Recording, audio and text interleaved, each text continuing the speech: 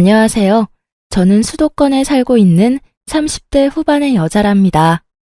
저는 어릴 때부터 장사를 해서 저는 항상 라디오를 듣곤 했는데요. 요즘엔 라디오보다 더 재밌고 찡한 이곳의 사연을 듣는 재미로 살고 있어요. 얼마 전에 저도 참 엄청난 일을 겪었거든요. 지금 다시 생각해도 나한테 진짜 일어난 일이 맞나 싶을 정도로 현실감이 없었답니다. 그래도 평소에 저처럼 누구보다 씩씩하게 극복해 가려고 애쓰고 있어요. 여러분께도 제 이야기를 다 말씀드리고 툭툭 털고 일어나고 싶어서 이렇게 사연을 보내게 되었어요. 이런 일도 있나 싶으시겠지만 한번 들어봐 주세요. 저는 20대 초반에 전문대를 졸업하고 바로 작은 식당을 차려서 장사를 시작했는데요. 어릴 때부터 요리하는 걸 좋아했고 공부엔 영 관심이 없어서 크면 꼭 식당을 차리고 싶었어요. 어떻게 보면 특이한 걸 수도 있고 아니면 어릴 때부터 진로가 확실한 똑순이라고 할 수도 있으려나요? 이것도 사업이다 보니 처음에 시작했을 땐 진짜 힘들었던 순간도 많았어요. 5년 넘게 고생하면서 실전에서 배웠던 것 같아요. 그렇게 30대 초반에 프랜차이즈 식당으로 사업을 확장하게 되었고요. 지금까지 꽤 넓은 규모의 식당을 열심히 운영하고 있답니다. 결혼을 하게 된 남자도 제가 식당 운영하면서 알게 된 손님이었죠. 안녕하세요. 오늘도 내가 우리 회사 직원들 다 데리고 여기로 회식 온 거예요. 어머, 김 과장님. 점심에도 오시고 또 오셨네요. 단골상이라도 드려야겠다. 제가 오늘 서비스 쏩니다. 우리 사장님은 항상 밝고 이쁘셔서 내 마음에 쏙 든다니까. 앞으로도 더 자주 올 테니까 우리 친하게 지내요. 식당이 회사들 사이에 있다 보니 점심 장사가 특히 잘 됐는데요. 자주 보다 보니 얼굴을 익히고 사적인 대화를 종종 나누는 손님들도 많았죠. 남편도 그 중에 한 명이었는데요. 회사도 나쁘지 않고 항상 웃으면서 인사하는 서글서글한 모습에 호감이 갔죠. 이거 요즘 유명한 쿠키라는데 왠지 좋아할 것 같아서 사왔어요. 작지만 맛있게 먹어줘요. 저번에 주신 커피도 맛있게 마셨는데 자꾸 이런 거 챙겨주셔서 어떡해요. 제가 오늘 계란말이 서비스 드릴게요. 난 마음에서 우러나와서 주는 거지 서비스 받으려고 주는 거 아니에요. 그러면 서비스 말고 우리 영화 볼래요? 천천히 또는 정신 못 차리게 다가오는 남편에게 어느새 저도 마음의 문을 열었나 봐요. 그렇게 몇 번 데이트를 하다가 사귀게 되었죠. 사귄 지 얼마 되지 않았을 때부터 남편은 결혼 얘기를 계속 꺼내더라고요. 난 진짜 우리 자기가 내 이상형이야. 이렇게 원하는 여자를 만나기도 쉽지가 않잖아. 난 자기랑 결혼하고 싶어. 자기는 어때? 우리 아직 만난 지 얼마 되지도 않았는데 벌써 결혼 얘기는 좀 이르지 않아? 그리고 난 아직 일하느라 너무 바빠서 여유가 없는데. 사실 사업이라는 게 한치 앞을 모르는 거야. 지금은 잘 되지만 안 될 때도 있을 수도 있지. 그럴 때 나처럼 회사 다니는 든든한 남편이 옆에 있으면 얼마나 좋아? 장사 안 돼도 스트레스 받지 마. 내가 있잖아. 전 부모님이 넉넉하신 편이라 처음에 제가 장사 시작할 때부터 지원을 좀 해주셨어요. 세무적인 부분도 도움을 많이 주셨고요. 근데 남편 집안 얘기를 들어보니 남편이 거의 집안의 자랑이고 가장인 느낌이더라고요. 거기다 홀어머니랑 둘이 살아서 어머니에 대한 효심이 남다른 것 같고요. 사실 결혼하기 그렇게 좋은 조건은 아니었어요. 남편 외모가 호감형이고 좋은 직장 다녀서 겉으론 괜찮아 보일 수 있는데요. 사실은 불우한 집안의 가장이었던 거죠. 나는 아무것도 바라는 거 없다. 그냥 너희 둘만 잘 살아주면 돼. 듣자 하니 네가 큰 식당을 운영한다며? 어린 나이에 그렇게 큰 장사하기 쉽지 않은데 참 대단하고 대견하구나. 내가 얘기했잖아. 아주 똑순이에 사람 정말 좋고 이쁘다고. 이런 섹시를 내가 어디서 찾겠어. 그치? 그래. 결혼 준비며 뭐며 다 새아가가 원하는 대로 다 맞춰주고 잘해줘. 나는 가진 게 없어서 뭘 보태줄 수가 없어서 그게 미안하네. 처음 본 시모의 첫인상은 사실 좋았어요. 말도 조곤조곤 해주시고 아주 친절하셨죠. 돈 더 버는 내가 더 내고 살면 되지 조건이 뭐가 중요할까 그런 마음으로 결혼을 결정했죠. 그동안 제가 혼자 일을 하다 보니 저 혼자 결정하고 해야 하는 일들이 대부분이었거든요. 그래서 사실 좀 지쳐 있었나 봐요.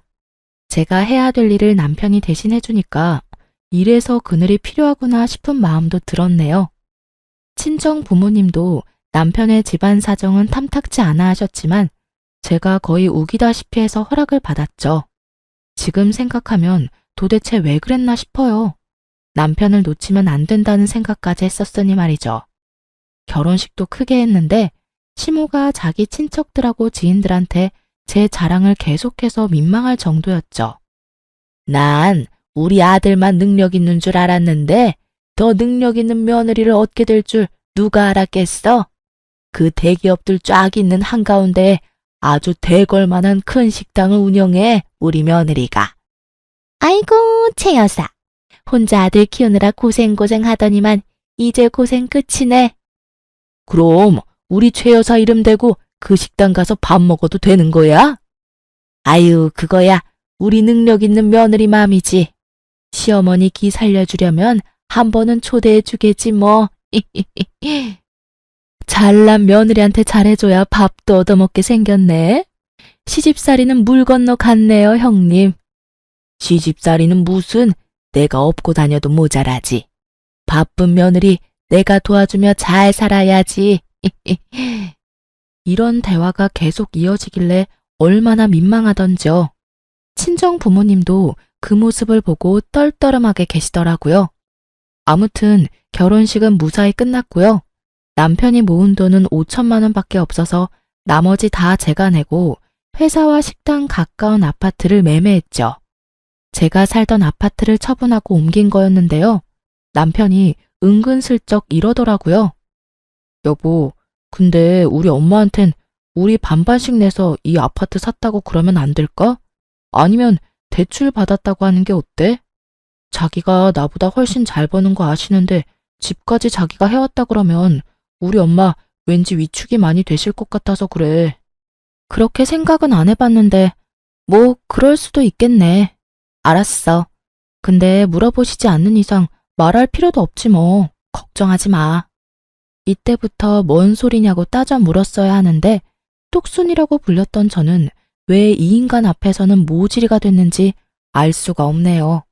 그것도 그 인간 능력이라면 능력이었을까요? 결혼한 지 몇 달밖에 안 되었을 때는 제가 일주일에 한 번은 시모한테 전화를 하려고 노력을 했어요. 근데 그것도 은근히 스트레스더라고요. 바쁘고 할 말도 없는데 전화 붙들고 있는 것도 시간 아깝게 느껴지더라고요. 그래서 2주에 한 번꼴로 전화를 했죠. 근데 대뜸 시모가 전화가 와서 이러는 거예요. 요즘은 왜 이렇게 전화가 뜸해? 너 바쁜 건 알겠는데 그래도 며느리 도리는 해야 되지 않겠니? 내가 좀 두고 봤더니 요즘 너무 해이해진 것 같다. 아, 제가 너무 바빠서 앞으로도 매주 전화는 못 드릴 것 같아요. 그건 이해를 좀 해주세요. 전화뿐만이 아니다. 아무리 잘난 며느리라도 그렇지 네 얼굴 아예 까먹겠다. 도대체 집에 온 지가 언제니? 못해도 한 달에 한 번은 찾아와서 시어미 밥도 사주고 용돈도 좀 주고 그래야 되는 거 아니니? 내가 이렇게 직접적으로 말을 해야겠어? 너는 장사한다 내가 그렇게 눈치가 없니? 네, 알겠어요. 이번 주에 찾아뵐게요. 민석 씨도 요즘 바빠서 계속 늦게 들어오더라고요. 민석이를 말하는 게 아니야. 네 남편이랑 꼭 같이 와야 되니? 넌 사장이니까 시간 많을 거 아니야. 회사에 하루 종일 묶여있는 사람이랑 같아. 오후에 시간 나면 잠깐 뭐 좀 사올 수도 있고 그런 거 아니야? 넌 돈도 잘 번다면서 어째 뭐 꽈배기 하나라도 사오는 게 없니? 이럴 때 보면 가정교육을 못 받았나 싶다니까. 어머니, 말씀이 좀 심하시네요. 솔직히 말해서 왜 저만 맨날 뭐 사서 가야 되나요? 민석 씨는 결혼하고 저희 집엔 한 번도 안 갔어요. 며느리랑 사위가 갔니? 너는 이제 우리 집 사람인데 자주 왔다 갔다 하는 게 당연한 거지. 아무튼 이번 주에 꼭 와라. 양손 무겁게.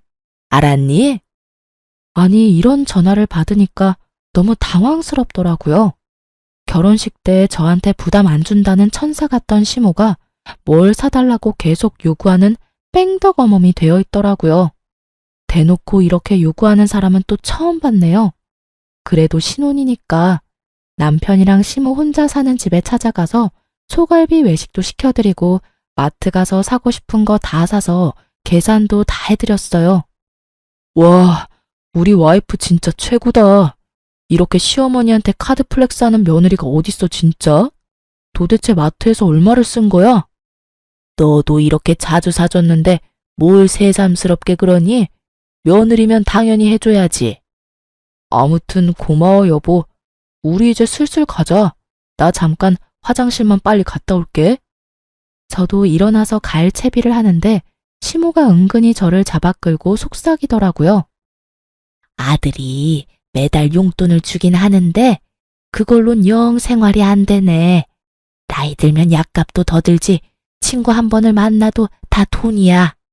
민석이한테 말하지 말고 너도 나한테 용돈 좀 매달 몰래 줄 수 없겠니? 네? 연금도 꽤 나오시고 민석 씨도 50만 원씩 드리는 걸로 아는데 돈이 모자르단 말씀이에요? 혼자 살아도 생활비가 얼마나 드는지 몰라. 아들 힘들까봐 내가 꾹꾹 참고 있었지. 이젠 든든한 며느리도 있으니 네가 좀 도와줄 수 있잖아. 늙어서 돈 없는 게 얼마나 서러운 줄 아니? 다달이 달라는 말씀이세요? 일단 민석 씨랑 상의는 해봐야 할 것 같아요. 넌 돈도 많이 번다면서 이렇게 째째하게 굴 거니? 민석이한테 말하지 말고 아들이 주는 만큼씩만 더 줘. 더 바라지도 않아. 너한텐 그렇게 큰 돈도 아니잖아. 안 그러니? 남편이 나오니까 얼른 말을 딱 끊어버리더라고요. 근데 웃긴 건 다음 날부터 매일같이 그 얘기로 문자를 보내기 시작하더라고요. 답장 안 하면 왜 안 하냐고 닥달해서 어떻게든 하게 만들고 말이죠. 결국 3일 버티다가 50만 원 보내줬어요. 제 정신 건강을 위해서요. 그렇게 매달 50만 원씩 남편한테 말 안 하고 보내주게 되었죠. 그거면 이제 된 건 줄 알았는데 그게 시작이더군요. 툭 하면 전화해서 앓는 소리를 해댔어요. 이번에 친구들이 단풍놀이 간다는데 돈이 모자라지 뭐니? 아유, 좋은 데로 간다는데. 얼마나 드시는데 돈이 모자라요?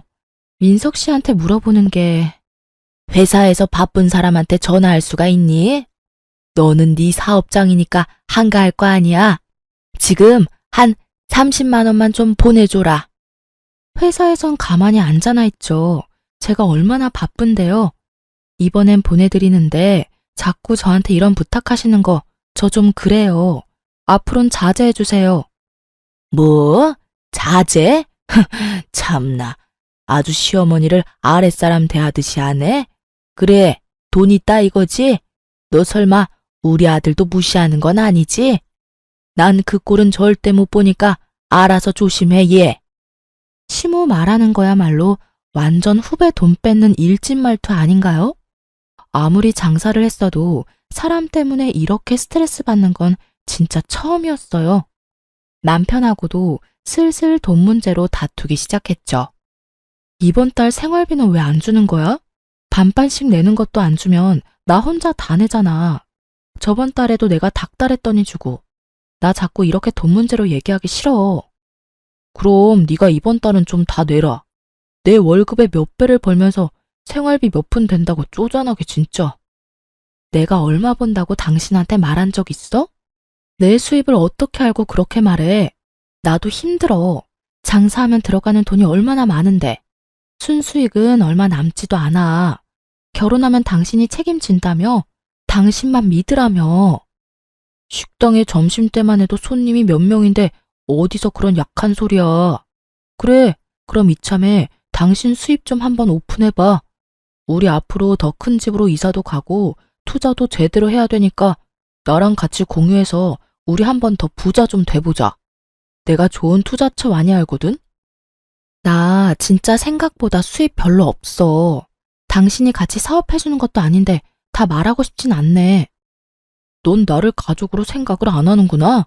진짜 서운하다. 난 너한테 다 말하는데. 아무튼 이번 달엔 자동차 보험료 내야 돼서 생활비가 모자라니까 당신이 좀 메꿔. 당신하고 어머니한테 나 좀 서운해. 나 보면 돈 얘기밖에 할 게 없어? 내가 지금까지 몇 번 말 안 했는데 어머니 거의 맨날 전화해서 나한테 돈 타령해. 그리고 벌써 6개월째 50만 원씩 용돈도 드려. 근데도 부족하다고 또 달라고 하고.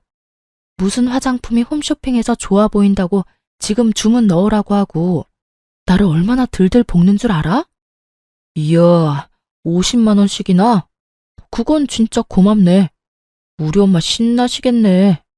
우리 엄마가 사실 나 키우느라 얼마나 고생을 많이 하고 제대로 누리지도 못하고 사셨는지 몰라. 그래도 말년에 며느리 덕을 보시네. 부모님한테 용돈 좀 드리고 화장품 사드리는 게 그렇게 화가 나는 일이야? 그럼 당신은 왜 우리 부모님한테 전화 한 통도 안 하는데 용돈은커녕 한번 찾아가 보지도 않았잖아. 장인 장모님은 넉넉하셔서 용돈 필요 없잖아. 나보다 더 돈이 많으신데. 자기 똑순이인 거 좋지만 너무 나한테까지 딱딱하게 굴지 마. 우리 이제 부부인데 서로 좀 나누면서 살자. 돈 문제만 나오면 얼마나 요리조리 피해가는지 오히려 저를 나쁜 사람을 만들어서 벙칠 때가 한두 번이 아니었어요. 저도 참 바보 같은 게 공과금 밀리면 남편처럼 그냥 신경 쓰지 않고 버티면 됐었는데요. 그걸 못 참고 제가 다 내고 카드값 다 갚고 그렇게 호구 잡히며 살기 시작했죠. 남편은 이런저런 핑계를 대면서 이혼할 때까지 결국 생활비를 주지 않았었네요.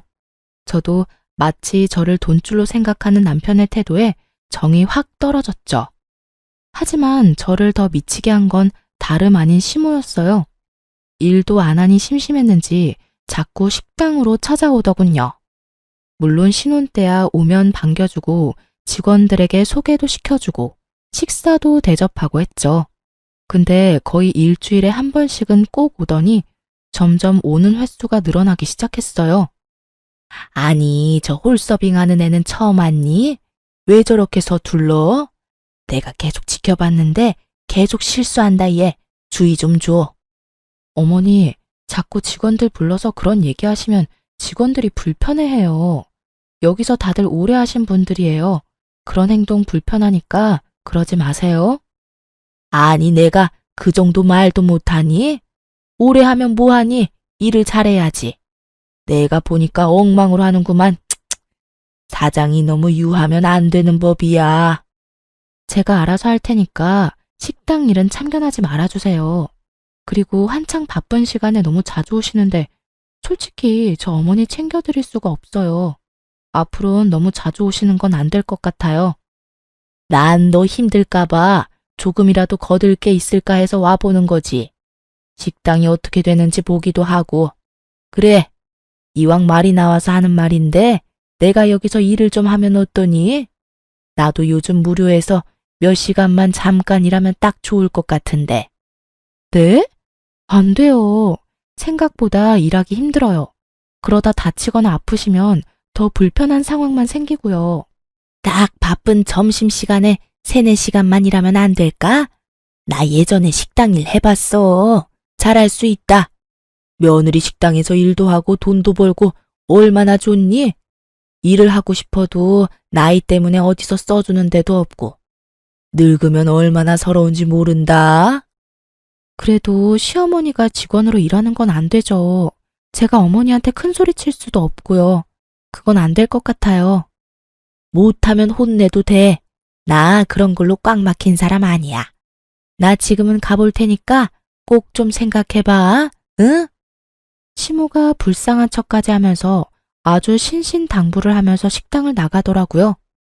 모든 상황을 지켜보고 있던 직원들과 눈이 마주치자 저도 멋쩍어져서 그냥 웃기만 하고 말았죠.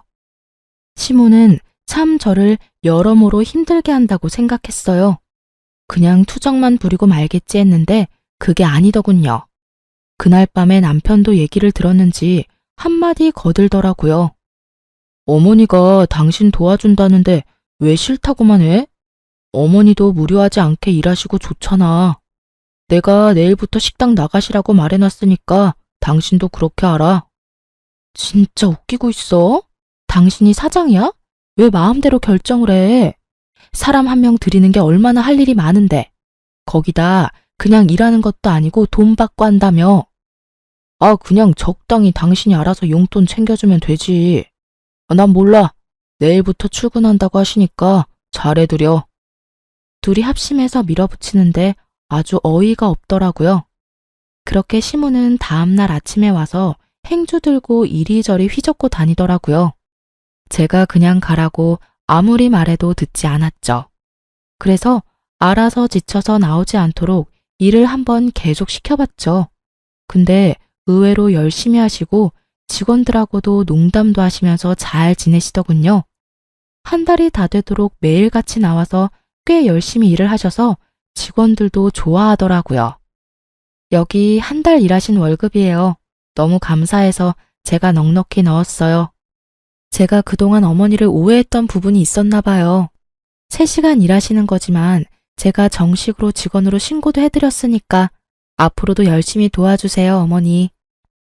어머, 이렇게 많이 줬어? 고맙다. 가족 좋다는 게 뭐니? 나도 앞으로 더 열심히 도우마. 하지만 그게 저한테 잘 보이려고 신경 쓴 거였어요. 거의 3개월 가까이 시모가 식당에서 같이 일했는데 점점 선을 넘는 모습을 보이기 시작했죠. 아무리 직원들이 자기보다 나이가 어리다고 해도 너무 막대하고 명령하는 모습에 손님들도 뒤돌아 쳐다볼 정도였어요. 어머니, 저도 우리 직원들한테 큰 소리 안 내는데 어머니는 같은 직원인데 그러면 안 되죠. 아니, 너무 답답하게 구니까 그렇지. 내 딸뻘인데 내가 그런 말도 못하니? 더군다나 사장이 내 며느리면 난 회장 대접 받아야 되는 거 아니니? 그게 뭔 황당한 소리예요. 여기가 뭔 회사도 아니고. 그냥 식당 하나 가지고 무슨 회장 소리를 해요. 남들이 들으면 웃어요. 아무튼 제발 좀 직원들한테 막대하지 마세요. 그러는 너는 사장이면서 맨날 어디를 그렇게 나갔다 오니? 아이고, 네 팔자가 최고다. 여기서 뭔 일을 많이 하기를 하나 오후에는 마음대로 나갔다 오지.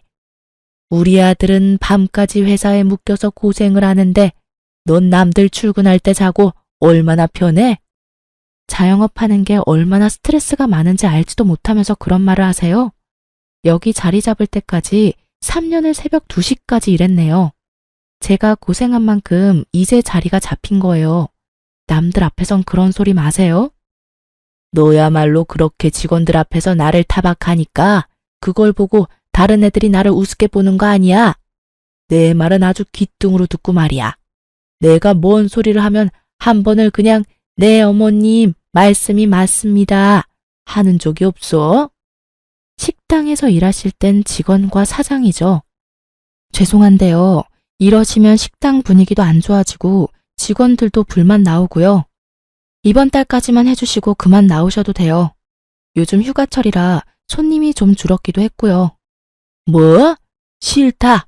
내가 왜? 여기가 네 식당이야? 결혼했으면 이제 우리 민석이 식당도 되는 거 아니야? 내가 왜 우리 아들 식당에서 쫓겨나? 별꼴이야. 갑자기 시모가 급발진을 하면서 마구 화를 냈어요. 다행히 손님이 없었기 망정이지 심지어 반찬 그릇도 막 바닥에 던지면서 성질을 내는 거예요. 매니저와 다른 직원이 어머니를 다독이면서 간신히 밖으로 데리고 나갔죠. 그렇게 상황은 마무리가 됐지만 너무 놀라서 아주 심하게 뛰는 심장이 진정이 안 되더라고요. 직원들도 제 눈치를 보는데 얼마나 민망하던지요. 그 후로 시모는 아무 일도 없었던 것처럼 행동하더라고요. 솔직히 소름 끼쳤어요. 아직 저는 그날이 잊혀지지가 않았고 더 이상 시모를 마주하는 게 힘들더라고요. 어떻게든 시모를 식당에 못 나오게 해야겠다고 뒤늦게 생각했죠. 시모한테 완전히 빈말을 한 것도 아니었어요. 요즘 들어 수입이 줄어들고 있어서 걱정이 많이 되었거든요. 그렇다고 그렇게 큰 차이는 아니지만 어디에서 돈이 새고 있나 싶어 신경이 많이 날카로워져 있었답니다. 그런 제 마음은 아무도 모를 거예요. 그런데 그쯤 남편은 갑자기 무슨 골프를 친다고 골프채를 사고 옷을 사고 난리를 치더라고요. 무슨 돈으로 그 비싼 걸 다 샀어? 이번에도 나보고 카드값 다 메꾸라고? 아, 걱정 마. 내가 낼 거니까. 당신은 참 사장님답지 않게 여전히 쪼잔해. 남편이 운동 좀 시작한다고 하면 응원을 해줘야지. 또 돈 타령이야? 요즘 돈을 너무 많이 쓰는 것 같아.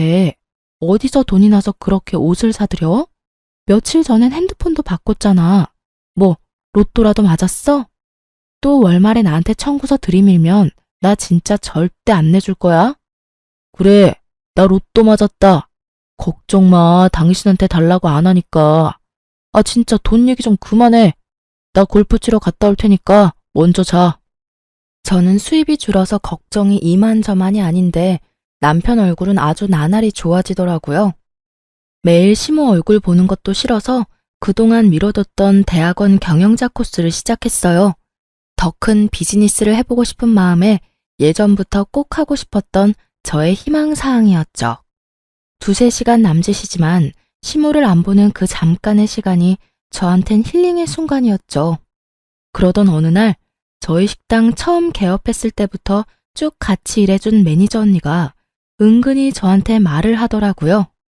사장님, 요즘 학교 다니느라 바쁜 건 알겠는데 시어머니 좀 신경 써서 봐봐요. 무슨 일 있어요? 저 없을 때 직원들 또 괴롭혀요? 내가 진짜 말할까 말까 고민을 많이 했는데요. 사장님을 위해서도 식당을 위해서도 짚고 넘어가야 될 것 같아요. 시어머니가 종종 자기 친구들 데려온 건 사장님도 잘 알죠? 네, 뭐 그거야. 나도 몇 번 봤고 그냥 대접해드리라고 말해뒀잖아요. 너무 자주 오는 것 같아서요. 요즘 사장님이 학교 다니느라 외출하는 시간이 일정해졌잖아요. 그래서 그런지 꼭 그 시간만 되면 아는 사람들 다 끌어모으는 것 같아요. 거의 일주일에 3번은 오는 것 같은데 한 달이면 도대체 몇 번이에요? 그것도 비싼 고기만 계속 갖다 먹고 대낮에 술 엄청 갖다 먹고. 그렇게나 많이요? 아, 그래서 그렇게 수입이 줄었나 보네. 진짜 머리 아프네요. 알려줘서 고마워요, 언니. 수입이 줄었다고요? 그럼 이건 확실하지 않은데 사장님 없을 때 시어머니가 카운터에서 뭘 하는 걸 자주 봤어요. 돈통 여는 것도 봤어요, 사실. 확인 한번 해보세요. 그 얘기 들으니까 진짜 망치로 머리를 꽝 얻어맞은 것 같더라고요. 그날 밤에 다들 퇴근시키고 밤새 식당 CCTV를 다 돌려보기 시작했어요. 한 달 전부터 살펴봤는데 진짜 가관이더군요. 제가 식당에서 나가고 나면 일을 딱 멈추고 어디론가 전화를 걸더라고요. 그러면 지인들이 기다렸다는 듯이 식당으로 우르르 들어왔어요. 얼마나 시끄럽게 떠들면서 먹는지 주변 손님들이 항의하는 것도 여러 번 발견됐죠. 아이고, 박 사장님, 어서 오세요. 이리 와서 앉으세요. 오늘 제가 제대로 대접할게요. 저기, 야야, 여기 수육하고 갈비탕 3개 먼저 가져와. 소주 2병도 갖고 오고. 우리 정여사 부자 며느리 들였다더니 아주 팔자가 확 폈네. 여기가 정여사 식당이란 말이지. 진짜 크고 넓다. 돈 많이 벌겠네. 뭐 괜찮게 사는 정도지 뭐. 얼마 전엔 우리 아들이 이 가방 백화점에서 하나 사다 주더라고. 세상에, 말년에 정여사 팔자가 이렇게 확 필지 누가 알았어? 진짜 부럽다 부러워. 우리 아들은 이런 여자 하나 못 낳고 뭐 하나 몰라. 우리 아들이 그만큼 잘났으니까 그런 거지. 이 식당도 곧 내가 맡을 거야. 우리 며느리는 더 크게 분점 낼 거거든. 진짜? 우리 정여사 진짜 이러다 재벌되는 거 아니야? 나 좀 잘 좀 봐줘. 아니, 아직도 갈비탕 안 나왔어? 그리고 내가 저번에 만들어 놓으라던 인삼 꿀절임 좀 미리 준비해 놓고. 아주 자기가 식당 사장인 것처럼 직원들을 부려먹는 꼴을 보니 기가 막히더라고요. 그동안 직원들이 얼마나 불만이 많았을지 눈에 훤히 보였죠. 제가 힘들다는 이유로 직원들을 잘 챙기지 못한 것 같아 너무 미안하더라고요. 시무를 더욱 용서할 수 없었던 건 바로 다음 동영상 때문이었죠. 프론트 쪽 CCTV를 돌려보니 세상에 매일매일 현금을 훔쳐가고 있더라고요. 5만 원 한 장 주머니에 몰래 넣다가 시간이 가도록 점점 대담해지더라고요. 아주 돈다발을 앞치마에 쑥 넣고 가는 날도 있더라고요. 제가 그래도 오랫동안 장사를 했는데 어떻게 그렇게 돈이 비는 걸 몰랐을까요? 진짜 제 발등을 찍고 싶더라고요. 저는 배신감과 충격으로 가슴을 치며 한참을 울었답니다.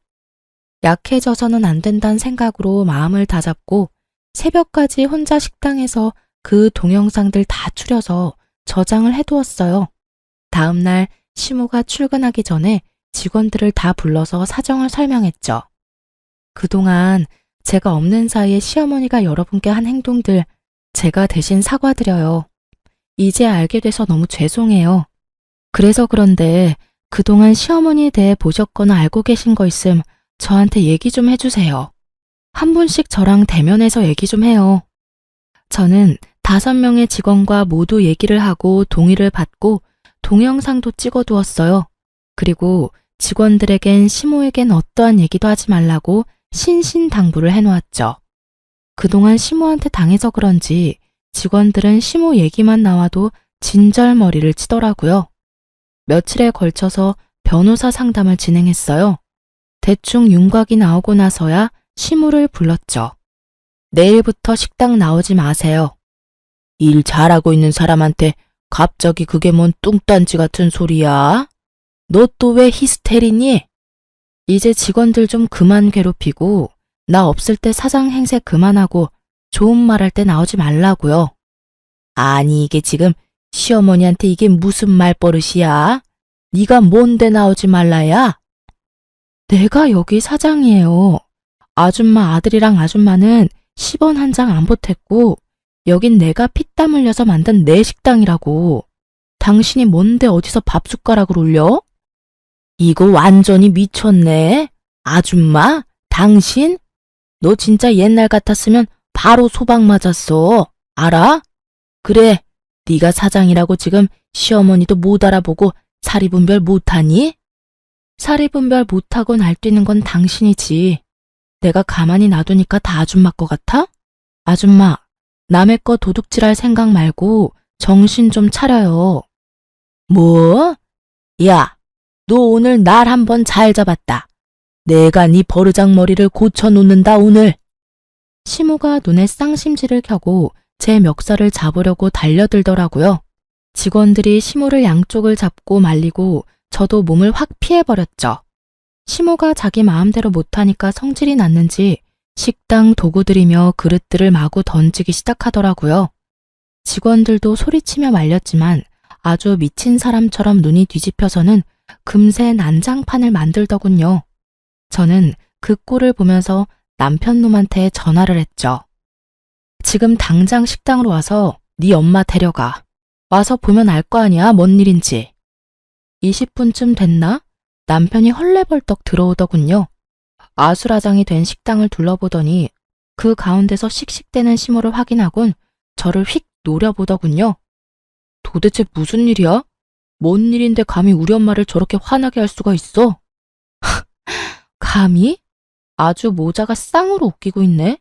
아주 말투가 드라마 회장님 뺨치시네. 너 도대체 그 말투가 뭐야? 뭔 일인데?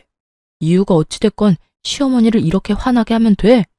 당장 죄송하다고 무릎 꿇고 빌어. 얼른. 괜히 지 엄마 보라고 저한테 호통을 치는 남편이 우스워 보이기까지 하더라고요. 저는 말하기도 귀찮아서 시모가 지인들이랑 술판 벌이는 동영상 한 개를 살짝 보여줬죠.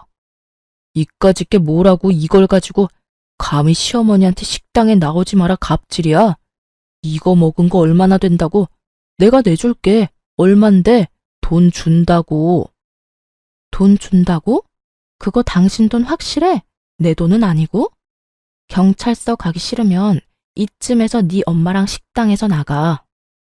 네 엄마? 역시 장사하는 것들은 이래서 안 돼. 무식하고 교양 없고 얼굴도 못생긴 거 돈 하나 보고 억지로 결혼해서 살아주니까 꼴랑 이거 식당 하나 하는 것 같고 네가 진짜 뭐라도 되는 줄 알아? 이제야 본색이 드러나네. 그래서 그렇게 결혼하자고 쫓아다녔어? 내가 돈 많이 버는 줄 알고? 그래. 그렇지 않고서야 나처럼 대기업 다니는 괜찮은 남자가 너 같은 애한테 가당키나 해? 나 아니면 네가 어디서 나 같은 남자 만나서 결혼까지 했겠어. 분수를 알아야지. 남편은 아주 무서운 얼굴로 저를 노려보며 팍 밀치기까지 하더라고요. 엄마나 아들이나 계획은 거창한데 상황 파악은 좀 딸리나 보네. 방금 CCTV 동영상을 봤는데도 모르겠어? 지금 하고 있는 짓들이 다 찍히고 있다는 걸. 나로선 고마운 일이네. 이혼 소송했으면 좋을 증거를 많이 만들어줘서. 이혼? 누구 마음대로 이혼을 해? 내가 바람을 폈냐, 때렸냐, 도박을 했냐? 난 절대 이혼 안 해. 이혼은 뭐 혼자 할 수 있냐? 전 남편을 비웃으며 다른 동영상도 짧게 보여줬죠. 거들먹거리던 남편 표정이 점점 하얗게 질려가더군요. 시모가 카운터에 서 있는데 남편이 들어오는 동영상이었죠. 시모가 무슨 주머니를 주니까 주위를 두리번거리더니 그걸 쓱 가방에 넣더라고요. 맞아요. 시모가 훔친 그 돈주머니였죠. CCTV를 다 확인해보면서 진짜 황당하던 게 남편이 거의 일주일에 한 번씩 와서 수금하듯이 시모한테 훔친 돈을 받아가더라고요. 그동안 흥청망청 써댄 돈이 모두 다 제 돈이었던 거죠. 정확히 말하면 제 돈도 아니고 식당의 수입을 함부로 훔쳐서 썼던 거였어요. 처음부터 내 돈 보고 나하고 결혼하려고 수작 부렸던 거네? 너 이거 도둑질에다가 사기 결혼인 거 알아? 뭐? 사기? 증거 있어? 증거 지금 바로 보여줬잖아. 너 대기업 다녀서 똑똑하다며? 근데 왜 금붕어 대가리 달아놓은 거 마냥 이해를 전혀 못해? 그거 안에 뭐가 들어있는지 안 보이잖아. 근데 그게 뭔 증거야? 얘가 진짜 생사람 잡네. 그거 내가 얘 먹으라고 간식 좀 싸줬다. 네 남편 먹을 거 준 게 그렇게 아까워? 내가 당신들 뜻대로 될 줄 알고 만만하게 봤나 본데 내가 CCTV에서 이거 하나 찾았겠어요? 돈 뭉치로 주기도 하던데 기억 안 나나 보네? 암튼 변호사 말로는 이혼 승소는 당연한 거고 절도죄 등등 줄줄이 엮을 수도 있다네. 당장 내 식당에서 꺼지고 법원에서 보자고. 여보, 내가 다 설명할게. 엄마가 돈 준 건 진짜 몇 번뿐이야. 내가 요즘 돈이 모자라서 너무 힘들다고 그냥 말 한 번 했는데 엄마가 그냥 준 거라고. 난 당신 돈인 줄은 상상도 못했어. 엄마 월급 받은 돈 주는 줄 알았지. 엄마, 식당 공금을 훔치면 어떡해? 시모가 얼굴이 확 굳어지며 남편 놈을 휙 째려보더라고요. 뭐? 지금 내가 혼자 돈을 훔쳐서 너한테 줬다 이 말이야? 이 배은망덕한 놈이 엄마한테 다 뒤집어 씌우려고? 여보, 난 진짜 몰랐어. 난 당신만 사랑해. 엄마랑 인연 끊으라면 그렇게 할게. 다신 안 보고 살게. 제발 이혼만은 다시 생각해줘. 야, 이놈의 자식아. 아무리 급해도 그렇지 엄마를 팔아넘겨? 네가 결혼 전부터 나한테 이 식당 보여주면서 저 여자랑 결혼해서 이 식당 네가 먹는다며? 나한테 여기서 일하면서 쟤 감시하고 돈 빼돌리라고 시킨 게 누군데? 아, 엄마, 미쳤어? 그만 말해. 조용히 하고 있으라고. 내가 진짜 화딱지 나서 식당에서 일하기 싫어 죽겠는데 억지로 시켜서 하는 건데 네가 매일매일 돈 조금씩 빼돌려서 일주일에 한 번씩 너한테 달래매. 엄마도 같이 썼잖아. 나만 돈 썼어? 엄마도 가방 사고 명품 사고 펑펑 쏘댔잖아. 아이고, 이런 것도 자식이라고 내가 믿고 살았어. 엄마를 도둑년으로 내몰아? 아이고, 민석이 아버지, 나 데려가요. 다 데려가. 남편 잃고 하나 있는 아들 죽을 똥 살 똥 키웠더만 이제 나를 감옥 보내려고 그러네. 아이고. 시모가 땅바닥을 기면서 곡소리를 내며 울더군요. 사기치려면 머리라도 똑똑할 것이지. 지네들이 사기친 걸 술술 말하고 있으니 기가 막히면서도 이 상황이 우습더군요. 매니저 언니가 마침 경찰을 불러줬고 곧 경찰들이 찾아와서 소란 피우는 두 모자를 끌고 갔죠. 여보 잘못했어. 한 번만 용서해줘, 한 번만. 나 당신 사랑해. 절대 이혼 못해. 알지? 새아가, 아가야. 난 아무 잘못 없다. 다 이놈이 시킨 거야. 내가 피해자다, 내가. 끌려가면서도 어찌나 소리를 질러대던지 지나가는 사람들이 다 수군대더라고요. 여기서 3년 넘게 장사하면서 진짜 망신살 제대로 뻗친 순간이었죠. 얼마나 부끄럽고 숨어버리고 싶었는지 몰라요. 다시는 그 사기꾼들 얼굴도 보고 싶지 않아서 변호사 통해서만 이혼 소송을 진행했어요. 동시에 시모를 절도죄로 경찰에 고소했죠. 시모가 경찰서에 가서 조사를 받아야 하니까 남편이 계속 전화를 해대더군요. 뭐라고 말하려나 싶어 한번 받아봤죠. 기어이 시어머니를 범죄자로 만들겠다 이거야?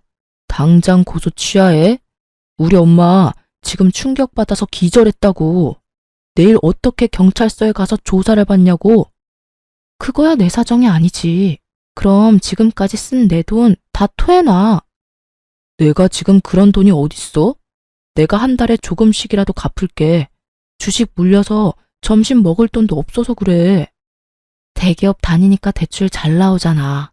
대출 받아서 돈 내놔. 왜 나한테 다달이 갚아? 이혼하는 마당에 너랑 돈 때문에 연락하고 싶겠어? 예전에 대출 받은 게 있어서 대출 지금 못 받아. 여보, 제발 한 번만 용서해줘. 내가 앞으로 평생 다 갚으면서 살게. 난 이혼 안 해. 절대 못 헤어진다고. 돈도 갚기 싫고 네 엄마 감옥 가는 것도 싫고 이혼하기도 싫으면 도대체 뭘 해서 네 죄를 갚을래? 돈 못 갚으면 절대 합의는 없어. 내가 빈말하는 건지 한번 두고 봐. 저는 전화를 끊어버렸죠. 그 후로 남편이 식당에 끊임없이 찾아왔지만 직원들이 합심해서 쫓아내고 경찰도 부르니까 더는 못 들어오더군요. 남편 놈은 결국 끝까지 돈을 안 내놓았죠. 저를 우습게 본 건지 그렇게도 돈에 미친 건지는 몰라도 말이죠. 저는 합의를 안 해줬고 시모는 절도죄로 벌금형 200만 원 선고받았답니다. 늙음하게 범죄자로 빨간 줄 제대로 그어진 거죠. 시모가 아주 발악을 하더라고요. 시어머니를 범죄자로 만든 며느리가 하는 식당입니다. 저런 데 가실 건가요?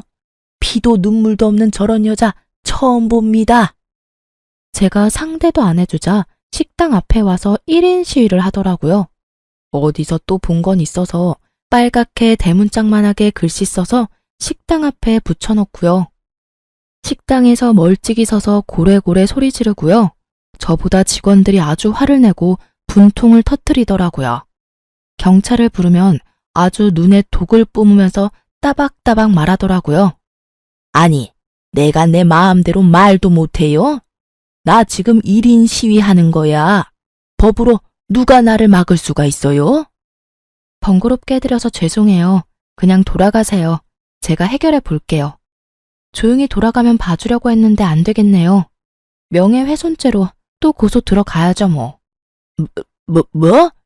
내가 무슨 명예훼손을 했다고 그래? 어머 웃겨. 아휴, 목이 말라서 좀 쉬다 와야겠네. 아줌마, 내 빼기 전에 확실히 알아둬요. 또 와서 이 난리 치면 내가 모든 수단 다 동원해서 이번에는 감옥으로 보내줄 테니까 알아서 처신해요. 알았어요? 시모가 얼굴이 일그러지더니 바로 또 내빼더라고요. 한번 경찰서 다녀오니까 아주 무서웠던 모양이죠. 한 번만 또 오면 진짜 바로 고소해버리려고 했는데 겁을 잔뜩 먹었는지 안 오더라고요. 거의 3개월 가까이 지겨운 이혼 소송이 이어졌고요. 결국 제가 승소했고 그놈이 펑펑 쓴 제 돈까지 합해서 총 3천만 원 위자료 판결 나왔죠. 판결 나온 날에 또 그 인간이 식당에 찾아올 게 뻔했기에 며칠 동안 식당에도 안 나갔어요. 메시지가 오고 메일까지 오고 난리가 났더라고요. 전화가 불나게 오는 건 당연하고요. 그리고 좀 잠잠해졌길래 식당에 출근했더니 어디서 지켜보고 있었던 건지 불이 나게 식당으로 전 남편이 들어오더라고요. 여보, 왜 이렇게 연락이 안 돼? 내가 당신을 얼마나 기다렸는 줄 알아? 여보, 난 우리가 이혼한 거 절대 못 받아들여. 나 좀 다시 받아줘, 제발. 이제야 다 끝났나 했더니 어디서 개가 짖나 진짜. 당장 안 꺼져? 위자료 빨리 입금해. 월급 차압 안 당하고 싶으면. 진짜 당신이랑 악연 좀 끊고 싶다. 제발 좀 그만 좀 떨어져. 저는 제 앞에 무릎을 꿇고 눈물까지 흘리는 전 남편의 모습이 너무 가식적으로 보였답니다. 확 밀쳐버리고 굵은 소금을 가져와서 마구 뿌려버렸죠. 직원들도 한마디씩 거들면서 나가라고 압박하자 결국 어깨를 축 늘어뜨리고 나가더군요. 그게 그 인간의 마지막 모습이었죠. 끝까지 돈을 안 내놓길래 결국 변호사 도움으로 월급 차압 들어갔답니다. 진짜 징글징글 하더라고요. 그렇게 이혼하고 저는 결국 식당 문을 닫았어요. 시무랑 그런 일이 있었던 곳이라 식당에도 정이 떨어져 버렸고요. 전 남편 놈 회사 사람들 계속 보는 것도 짜증나고요. 본사 지원받아서 다른 지역으로 확장 이전하기로 결정했답니다. 다행히 그렇게 멀리 떨어진 동네는 아니라서 함께 고생해준 직원들 다 같이 넘어가기로 했고요. 요즘 다시 새로운 식당 공사하고 행정 처리하느라 아주 정신이 하나도 없네요. 그래도 이혼으로 인한 충격이 커서 그런지 가끔씩 혼자면 멍해지고 우울해질 때가 많아서 요즘처럼 바쁘게 움직이는 게 차라리 나은 것 같아요. 전 남편 놈한테 하도 대어서 사람 만나는 것도 싫은 요즘이네요. 마음을 추스릴 때까지 이곳의 사연 들으며 위로의 댓글도 읽어가며 그렇게 혼자 지내려고 합니다. 여러분 들으시면서 많이 답답하셨죠? 저도 제가 자영업하면서 사람 보는 눈 있다고 착각했는데 결혼할 사람도 제대로 못 보고 결혼할 줄은 몰랐습니다. 역시 사람은 무엇이든 확신하고 자만하면 안 되는 것 같아요. 쓰라린 상처가 생기고 새살이 돋는 것처럼 돌뿌리 한번 넘어졌다 생각하고 다시 일어나려고 합니다. 그래도 직원들 덕분에 고소는 제대로 해줬네요. 가족같이 오래 지낸 우리 직원들에게는 당연 한우랑 보너스 많이 챙겨줬습니다. 혹시 저처럼 지금도 많이 힘드신 분들이 있다면 우리 함께 힘내보아요. 제 이야기를 들어주셔서 모두 감사합니다.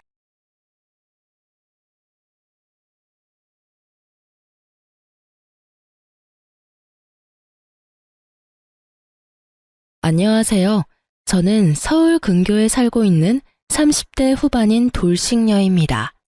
사연을 듣다 보니 문득 나도 한번 보내볼까 싶더라고요. 그래서 제가 겪었던 일들을 사연으로 적어 보내봅니다. 예전 저처럼 미련스럽게 사시는 분들이 혹시나 계신다면 부디 제 사연을 들어보시고 용기 내시라고 전하고 싶네요. 저와 남편은 대학교 때 첫 미팅 자리에서 만나게 되었습니다. 때묻지 않은 그 사람의 모습이 좋아 만나기 시작했고 연애를 시작하고 얼마 되지 않아 저는 대학교 휴학을 하고 그 등록금으로 의류 사업에 뛰어들었습니다. 생계 목적은 아니었어요. 그냥 그 당시에는 학업보다 사업 쪽이 저한테 더 맞는다는 생각이 들었거든요. 저는 밤낮 없이 동대문을 다니며 물건을 비교 또 비교하고 어떤 시즌엔 중국 시장까지 방문해 물건을 고르기도 했습니다. 그렇게 노력한 결과 제 쇼핑몰은 자리를 잡았고 그때부턴 수입도 꽤 되더군요. 자기는 공부만 열심히 해. 돈은 내가 벌 테니까. 자기야, 진짜 고마워. 내가 꼭 합격해서 호강시켜 줄게. 가난한 집안의 장남인 남편은 홀어머니를 모시며 공무원을 목표로 공부하고 있었고 그의 꿈에 저도 힘을 보태고 싶었어요. 그런 저를 보며 부모님은 혀를 찼지만 저는 그만큼 남편을 사랑했어요. 결국 남편은 2년 만에 합격했고 저희는 양갓집에 결혼하겠다고 알렸어요. 남편의 집에선 겹경사라며 기뻐했지만 우리 집에선 반대가 심했어요. 저희 부모님은 금액은 많진 않지만 공실이 없는 건물 두 채와 지방에 땅도 조금 가지고 계셨거든요. 하지만 남편은 가난한 집안의 장남이니 탐탁치 않은 것이 당연했어요. 엄마가 반대하시며 하시던 말이 아직도 머릿속에 생생하네요. 걘 착한 게 아니라 우유부단한 거야. 그런 남자랑 살면 여자가 고생해. 제발 엄마 말 좀 들어. 그때 말을 들었어야 했는데 전 막무가내로 결혼을 밀어붙였고 결국 저희는 결혼하게 되었어요. 제가 그 당시 청약에 당첨이 돼서 34평짜리 아파트에서 신혼살림을 시작하게 되었고 필요한 가전 가구도 제가 다 했어요. 남편이 취업을 갓 했으니 능력이 되는 내가 하는 것이 당연하다 생각하면서 준비했어요. 대신 예물 예단은 다 생략하기로 하고요. 괜히 그런 걸로 시댁과 친정 사이에서 스트레스 받고 싶지 않았어요. 물론 형편이 안 되는 시댁을 배려하고 싶은 마음도 있었죠. 결혼 생활은 부모님의 우려와는 달리 행복했어요. 결혼 생활에 집중하기 위해 사업도 잠시 접은 저는 칼퇴근을 하고 돌아오는 남편을 위해 저녁을 준비하고 그런 대접을 받은 남편은 저에게 항상 이런 말을 해줬어요. 내가 전생에 나라를 구했나 보다. 우리 여보 같은 여자가 나랑 살아주고 말이야. 알면 잘해. 아니다. 앞으로도 지금처럼만 해. 알겠지? 그럼. 앞으로도 충성을 다하겠습니다. 충성! 이렇게 저희는 1년하고 6개월 행복했습니다. 문제는 엉뚱한 곳에서 생겼어요. 신랑의 남동생, 그러니까 시동생이 결혼하고 난 뒤부터 저희는 틀어지기 시작했어요. 안정된 삶을 위해서 공부를 했던 남편과는 달리 시동생은 이 일 저 일 가리지 않고 닥치는 대로 일만 해서 가게를 차렸어요. 장사가 꽤 되는지 장가 갈 때 집을 시동생이 스스로 장만해서 갔다고 하더라고요. 물론 시댁 도움은 없었고요.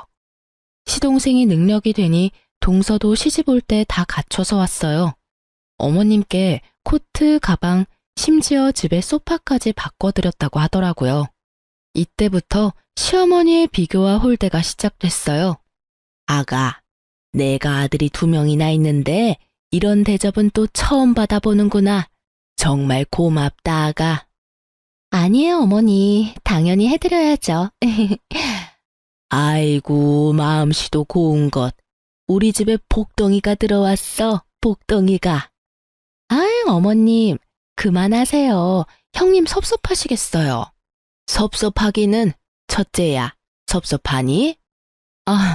아니에요. 어머님 섭섭하기는요. 뻔히 제가 있는 자리에서 몇 번이고 이런 얘기를 주고받는데 바보가 아닌 이상 알죠. 왜 모르겠어요? 아, 나는 미운 털이 제대로 박혔구나. 양가 집안 합의로 예물 예단도 생략했던 건데 그건 까맣게 잊으신 듯 보였어요. 점점 비교와 홀대가 심해졌지만 크게 신경 쓰지 않았어요. 제가 아예 해온 것이 없다면 눈치가 보이긴 했겠지만 금액으로 따지면 제가 동서보다 더 많이 해왔으니까요. 그저 따지고 들기 싫어서 조용히 있었어요. 전 당당했고 참을만 했으니까요. 하지만 점점 참을 수 없는 일이 벌어지더군요. 예, 둘째네 오늘 병원 다녀왔는데 아들이란다. 이게 무슨 겹경사니? 정말 복덩이도 그런 복덩이가 없어. 어머, 너무 축하할 일이네요. 시어머니의 전화를 받은 저는 온몸에 소름이 돋으며 큰일이다 싶더군요. 앞으론 애 문제로 날 볶아대겠구나 싶어서요. 아니나 다를까 심할 때는 하루에도 몇 번씩 시어머니에게서 전화가 왔어요. 너흰 아직 소식 없니?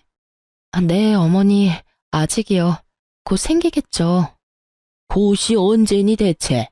너희 결혼한 지 이제 2년째다. 둘째네는 떡하니 아들까지 가졌는데 명색의 장남은 소식도 없으니 너희 노력은 하고 있는 거 맞니? 혹시 각방 쓰고 그런 거 아니지? 너희 혹시 피임하니? 처음에는 조심스럽게 물으시던 소식도 시간이 지날수록 점점 선을 넘으시더군요. 부부관계에 시어머니가 간섭하기 시작했고 심지어는 제 월경 날짜를 물으시곤 합방 날짜까지 정해주시더군요. 전 참다 못해 합방 날짜가 적힌 문자를 남편에게 보여주었죠. 여보, 이거 좀 봐봐. 이게 뭔데? 무슨 날이야? 어머님이 우리 합방하라고 정해주신 날짜야. 어떻게 생각해? 뭐? 우리 엄마가? 왜 그랬지? 나한테 생리 언제 하냐고 물으시더니 이렇게 문자 보내셨어. 아, 우리 엄마가 급하긴 급한가 보네. 웃음이 나와 지금? 나는 하루에도 몇 번씩 임신 독촉 전화 때문에 스트레스 받아서 잠도 못 자는데. 미안해. 근데 좋은 게 좋은 거라고 여보가 좋게 생각해주면 안 될까? 내가 당신 그렇게 말할 줄 알아서 참고 참다가 하는 얘기야. 어머님 나한테 임신 문제로 전화하기 시작한 게 벌써 한 달이 넘었어. 정도껏 하셔야 나도 참지. 이건 해도 해도 너무하시잖아. 내가 보기엔 걱정이 돼서 이러는 것 같은데 당신이 너무 예민하게 받아들이는 것 같아. 흥분을 조금만 가라앉히고 좋은 게 좋은 거라고 좋게 생각해보자. 응? 그놈의 좋은 게 좋은 거라고는 무슨. 지금 생각해보면 이때 그만뒀어야 했는데 그 빌어먹을 사랑이 뭔지 남편의 그 우유부단하고 흐린 판단력도 사람이 너무 착해서 상황을 너무 좋게만 생각하려고 한다 싶더라고요. 평소라면 그냥 넘어갔겠지만 다른 것도 아니고 임신 문제이기에 더 확고하게 제 생각을 말해야겠다고 생각했어요. 시어머니가 선을 넘기도 하셨고요. 예민? 내가 예민해? 입장 바꿔서 생각해봐. 우리 아빠가 당신한테 하루가 멀다 하고 전화해서 임신은 아직인지, 같은 방은 쓰는지, 서로 언제 잤는지 그런 걸 물어본다고 생각해봐. 심한 날엔 아침, 점심, 저녁 끼니 때마다 연락 오셔. 그런 날엔 나 밥도 제대로 못 먹어. 이래도 내가 예민하다고 생각해? 여보, 그리고 나라고 아기 가지기 싫은 줄 알아? 나도 아기 가지고 싶어. 남편을 잡고 얼마나 울었는지 몰라요. 그간의 서러움이 한 번에 밀려오면서 진짜 어린아이처럼 울었어요. 난 엄마가 당신한테 이렇게까지 하는 줄 꿈에도 몰랐어. 미안해. 내가 더 신경 썼어야 했는데 내가 어떻게 할까? 어떻게 하면 될까? 아, 당신이 말했던 병원이라도 갈까? 가자. 그까지 검사 받는 거 뭐가 대수라고. 내일 연차 쓸 테니까 당장 가보자. 정말? 당신 싫다고 했잖아. 당신이 이렇게 오는데 내가 싫은 게 대수야? 가보자. 가면 되지. 그리고 엄마한테도 내가 당장 전화할게. 그냥 하는 말이 아니었어요. 제가 보는 앞에서 시어머니께 전화를 걸더니 내일 병원 가기로 했으니 앞으로 임신 문제로 연락하지 말아달라고 아주 단호하게 말하고 전화를 끊어버리더라고요. 전 평소와 달리 확실히 내 편을 들어주는 남편의 모습에 화가 좀 풀렸어요. 그렇게 다음날 병원에 가서 검사를 받았어요. 아무래도 자연 임신을 기대하기가 좀 힘드실 것 같습니다. 생각지도 못한 결과에 저는 충격을 받았지만 저보다 더 큰 충격을 받아 금방이라도 울 것 같은 표정의 남편을 보니 어떤 말도 나오지 않더라고요. 집으로 어떻게 돌아왔는지 기억도 나지 않았어요. 그냥 정신을 차려보니 거실 바닥에 우리 두 사람이 꼭 안고 울고 있었어요. 여보, 괜찮아. 부모님께는 죄송하지만 우리 둘이 행복하게 잘 살자. 요새는 일부러도 안 낳는다잖아. 그렇게 좋게 생각하자. 그렇게 말해줘서 고마워, 여보. 다시 한번 느끼지만 당신 참 멋지고 좋은 여자야. 아니야. 당신이 멋지고 좋은 사람이니까 나도 그렇게 닮아가는 거야. 우리 행복하게 잘 살자. 그렇게 저흰 부모님께는 비밀로 하고 우리만의 행복을 위해 잘 살자고 서로를 위로했습니다. 남편의 전화 때문인지 시어머니에게서 더 이상 전화도 오지 않고 나름 평화로운 날을 보내고 있었어요. 며칠째 기운 없는 남편을 위해 선물이나 사줄까 하는 생각에 휴대폰으로 검색을 하고 있었죠. 그때 시어머니께 문자가 왔어요. 아가, 내가 급해서 그러는데 1,000만 원만 좀 빌릴 수 있을까? 너무 급해서 그래. 순간 멍하더라고요. 100만 원도 아니고 1,000만 원이라니. 혹시나 보이스피싱이 아닐까 하는 생각에 전화를 걸었어요. 아가, 문자 봤니? 네, 어머님. 혹시 무슨 일 있으신 건 아니죠? 그런 건 아니고 급하게 필요한 일이 있어서 그래. 혹시 누구한테 연락을 받았다거나 협박을 받았다거나 제가 걱정이 돼서 그래요. 얘가 사람을 세상 물정 모르는 노인네로 하는 것도 아니고 내가 보이스피싱이나 당할 사람으로 보이니? 빌려주기 싫으면 싫다고 말하려무나 쉐미 바보로 만들지 말고. 에이, 어머님은 참 혹시나 해서 여쭤봤어요. 요즘 세상이 너무 흉흉하잖아요. 어머님 계좌로 보내드리면 되죠? 그럼 내 계좌로 보내주면 되지. 네, 어머님, 지금 보낼게요. 확인해 보세요. 금액이 너무 커서 부담스럽긴 했지만 며칠 전 적금 탄 것도 있고 해서 빌려드렸어요. 임신 문제도 좀 걸리기도 했고요. 고맙다는 말 한마디 듣지 못했지만 많이 급하셔서 인사도 잊으셨나 보다 했어요. 물론 남편에게도 따로 말을 하지 않았어요. 굳이 숨길 일도 아니지만 그렇다고 먼저 말을 꺼내기도 좀 그랬어요. 괜히 생색내는 것처럼 들릴까 봐서요. 그러던 어느 날 시어머니가 오랜만에 연락을 주셨더라고요. 저는 벌써 돈이 생기셨나? 의아했어요. 네, 어머님. 예, 둘째가 글쎄 입덧이 심해서 아무것도 못 먹고 있다지 뭐야. 그래서 말인데 너 장 좀 봐서 둘째 내로 좀 와. 와서 나랑 같이 음식 좀 하자. 온 김에 오랜만에 얼굴도 보고 밥도 같이 먹고 얼마나 좋아? 둘째네 어딘지 알지? 그럼 바로 장 봐서 오려무나. 어머님? 어머님! 어머님! 전 그렇게 끊어진 전화를 보며 황당함에 웃음이 나더군요. 빌려드린 돈 얘기는커녕 장을 봐서 오라니. 저를 파출부라고 여기는 기분이 들었어요. 이런 걸 보고 일종의 가스라이팅이라고 할까요?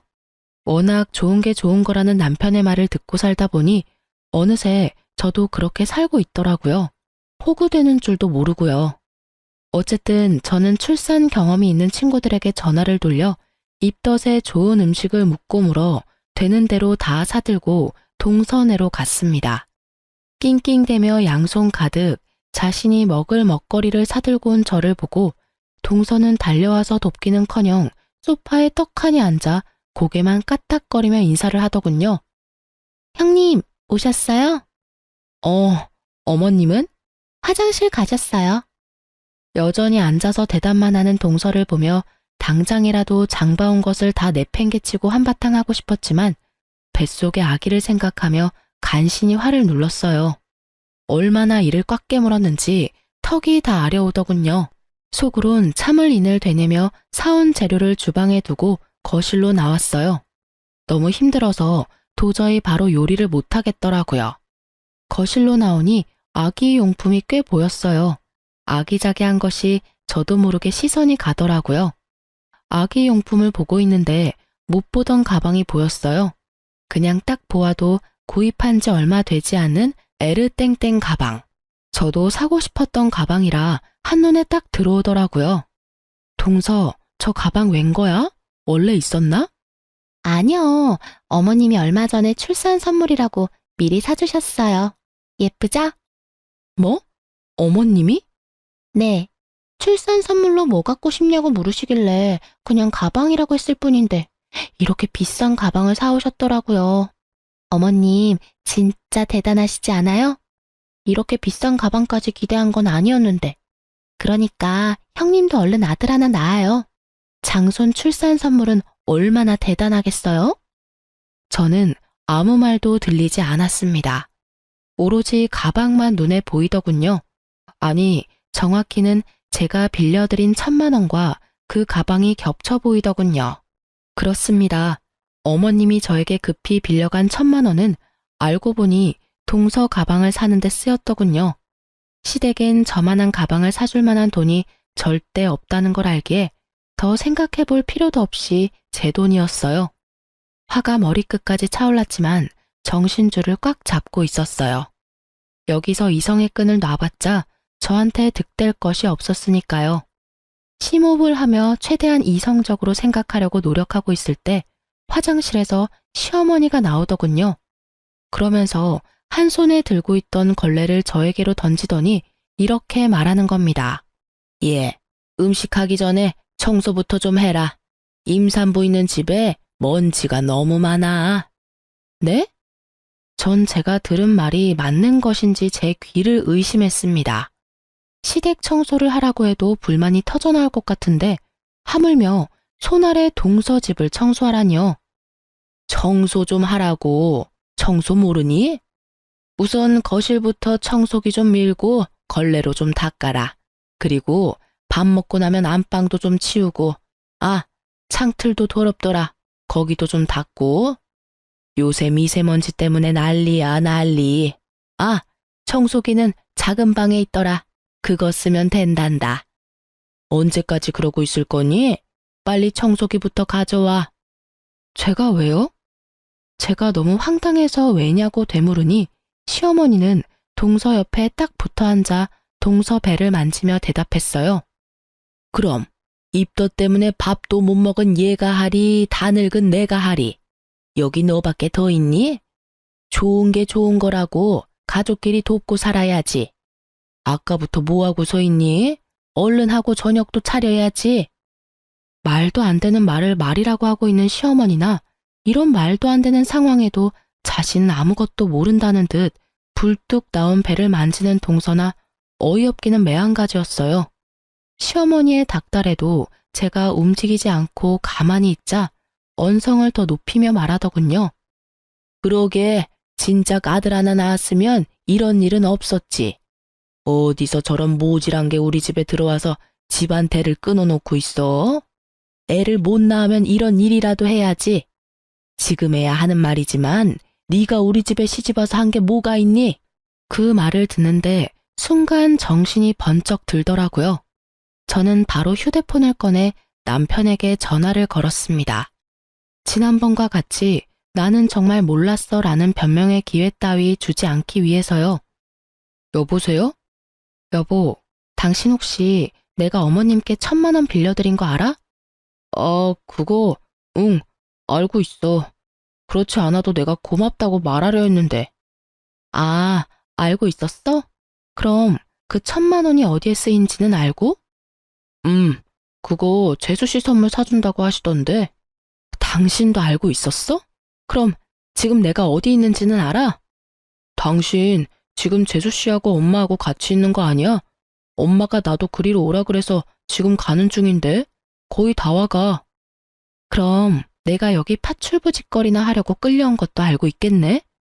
파출부짓이라니.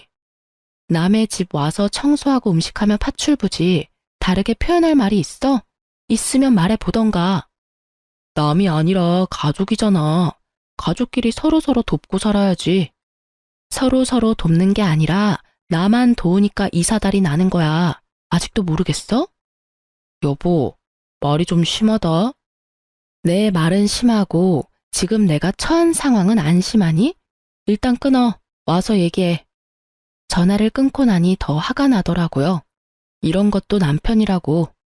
내 커리어는 다 접어두고 그야말로 헌신적으로 내조만 하며 살았는데 돌아오는 것은 이따위 취급이라니. 그야말로 온갖 정이 뚝 떨어지더라고요. 이 사태를 어떻게 해야 이 화가 풀릴까? 머릿속으로 5만 가지 생각이 오가는 그 순간 동서가 한마디 하더군요. 형님, 지금 어머님 앞에서 무슨 짓이에요? 짓?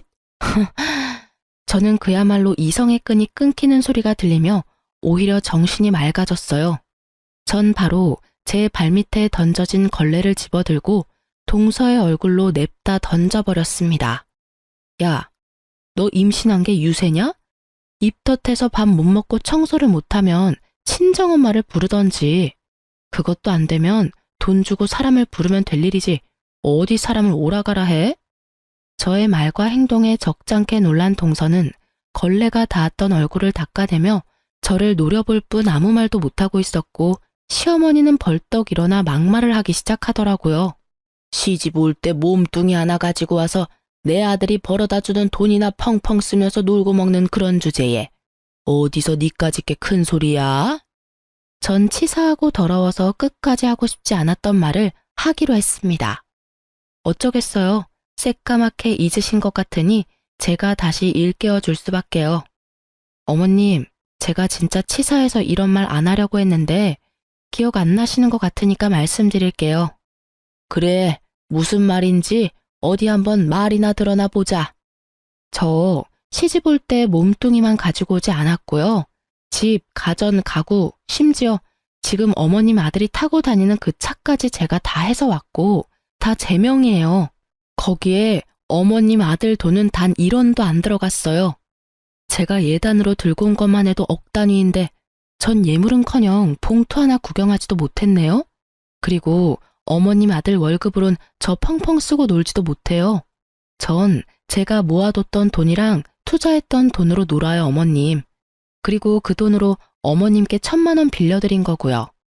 그런데 그 돈으로 어머님은 동서 가방을 사주셨네요. 제 말에 동서는 몰랐던 사실을 알았다는 듯 놀란 눈으로 시어머니와 저를 번갈아가며 보더라고요. 그랬겠죠. 시동생이 가난한 자신의 집안 상황을 제대로 설명했을 리도 없겠죠. 지금 시부모가 살고 있는 집이 겉에서 보기엔 그럴듯했지만 사실 그 집은 자가가 아닌 전세인데다가 그 전세금도 월세로 사는 부모님을 두고 자신들만 좋은 집에 살 수 없었던 남편과 시동생이 마련해 줬던 거니까요. 속 시원하게 내뱉긴 했는데 순간적으로 내가 너무 심했나? 싶더군요. 미우나 고우나 아직은 시어머니고 어른이시니까요. 하지만 그런 저의 고민을 한 방에 날려줄 말들이 시어머니 입에서 흘러나오고 있었습니다.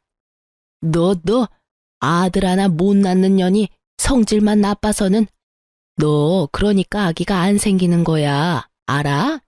너같이 돈만 밝히고 못된 년은 평생 노력해도 임신은 꿈도 못 꿀 거다.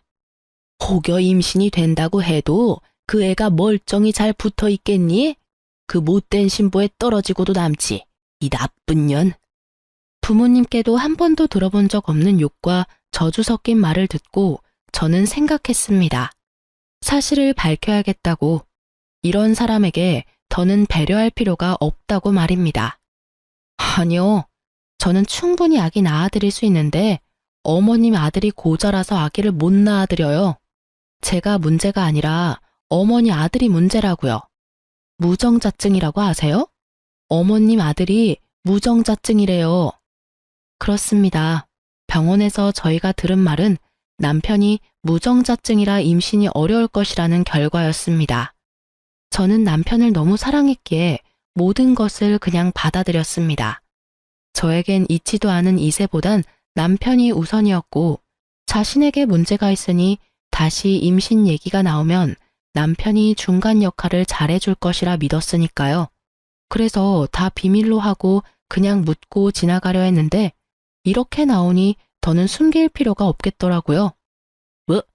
뭐가 어쩌고 저째? 네가 이제 하다 별 거짓말도 다 하는구나. 아들 가진 둘째가 부러우면 부럽다고 말해. 잘난 것도 하나 없는 년이 어디서 거짓말이야? 못된 년, 나쁜 년. 할 말 못할 말이 따로 있지 어디서 그딴 거짓말을? 말에 반은 욕설인 그 사람을 보며 전 더 이상 어머니라 부르기도 싫어졌네요. 그래서 더 눈을 똑바로 뜨고 말했어요. 아줌마, 그럼 잘난 동서랑 평생 사세요. 네? 이 잘난 것 하나 없는 년은 이만 사라질 테니까요. 제 말을 들은 동서는 너무 놀라 두 손으로 입을 틀어막았고 시무는 저를 한 대 칠 기세로 다가왔어요. 저는 때릴 테면 때려보라는 심보로 가만히 서 있었고요. 그런데 갑자기 시무가 바닥에 주저앉아 대성통곡을 하는 것이 아니겠어요. 저를 잡아 죽일 듯 하던 기세는 온데간데 없고요. 저는 당황스러워 바닥에 주저앉은 시무를 보고 있었어요. 그 순간 제 뒤에서 목소리가 들려오더라고요. 이게 다 무슨 일이야? 엄마 왜 울어? 그래요. 남편이 어느새 제 뒤에 서 있더군요. 시무는 자기 아들이 오는 걸 보고 우는 연기를 시작하신 거였어요. 제가 아까 잠근 걸 혼자 들고 들어오느라 현관문을 열어두고 닫는다는 걸 깜빡했더라고요. 그 활짝 열린 문으로 남편은 들어왔다가 이 사단을 본 것이었어요. 당신이 뭐라고 했어? 남편의 물음에도 제가 아무 말도 안 하니 동서가 얄밉게 답했어요. 어머님이 청소 좀 도와주면 안 되겠냐고 하시니까 형님이 제 얼굴에 걸레를 막 던지고 어머님한테는 아줌마라고 하면서 소리를 막 지르시는데 저희 너무 무서웠어요. 무정자증 얘기는 빼더군요. 그건 동서도 입에 올리기 그랬던 모양이었어요. 동서의 소름 끼치는 연기가 끝나자 더 소름 끼치는 어머님의 연기가 시작되더군요.